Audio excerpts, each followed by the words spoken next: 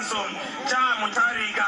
Kodi pakati pa DPP ya Bingu ndi ya Peter idagwira bwino ntchito ndiyite.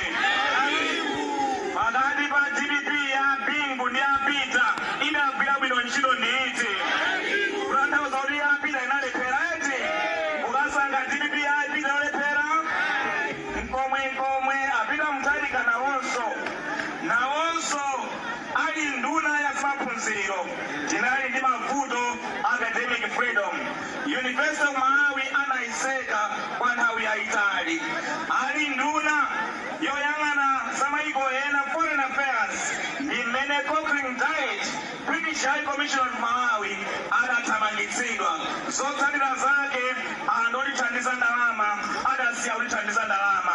Mapeto ake ndalama zakunja zidasowa mu nthawi ya malemu a Bingu. Tinapezeka tayamba kupanga mizere ngati ilipo lero m'mafilling station.